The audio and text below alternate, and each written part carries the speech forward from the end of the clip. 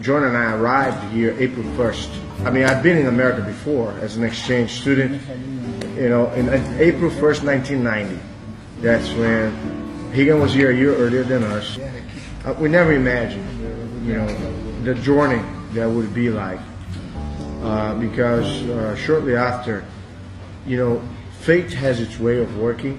We met Chuck Norris. I met Chuck first in 1988 in a summer trip going to Vegas for one of his conventions, and that was the first time that he actually brought BJJ to his karate students and instructors out of his federation. And so, it was the first time I ever went to Vegas. And then we went back to Brazil, and then in 1990, a year later, right before we came, Higgins spent vacation in Brazil. And he's like, man, you guys gotta come, we have, our cousin is opening a new school, I need your help, I wanna do some wrestling in the afternoon, you guys cover the class in the morning and this and that. And, my brothers and I in Brazil, we had at that point accomplished everything that we could think of in regards to jiu-jitsu. All the tournaments, we would win most of the tournaments. We were, the top black belts in our academy, we had the respect and reputation from all the other academies and stuff. So we felt, let's see how that goes, man. And it was a joint effort, and I do give Higgin credit because he's the one that opened the path. He left everything and went first.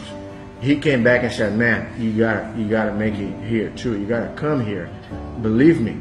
And we believed in what he said. We came.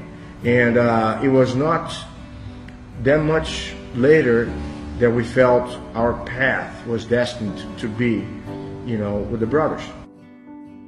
Chuck Norris has been instrumental in many different ways. Okay, first as a wonderful person. Second, one of our best friends that we could ever think of. He was kind of like a guardian angel. There are stories that I can tell you that you're not going to believe it. How much Chuck has been influential in helping us establish our philosophy and our approach, and giving us the space with the support that he gave us to start our journey into contributing to the spread of Brazilian Jiu-Jitsu. I just came in 91 for 1 month vacation, and haven't seen them in 3 years. Then I think it was John said, well, come on, gotta move here, and you're waiting for us to make the beds, to make the house, we're gonna have to build the whole thing. Help build, you gotta come now, not later. I said, well, let me wait a little longer. No, gotta come now. Don't wait for us to build everything.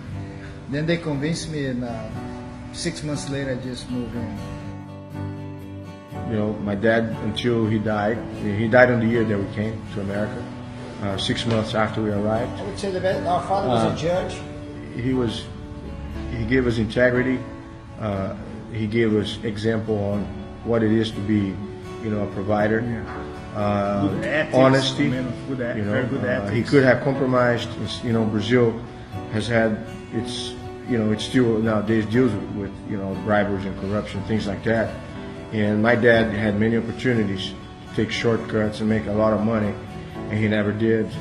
But he never dropped the ball when it came to us. And actually, his influence was critical for us to actually come to the United States. He never told us, do not go. He just said, you better do it, because if I was in your place, I would have done the same. I cannot remember somebody that I met in my life that I haven't given a positive influence. I can't.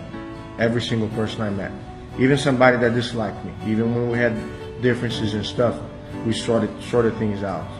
And I believe there has to be a combination of what we do, what we believe, and also the influence that we had, which my dad was one of them, and my uncle, late Carlos Gracie, was another one. He was sort of like a guru of some sort, if I can call it that, and gave us incredible lessons as well from more of a spiritual dimension, if I can say that.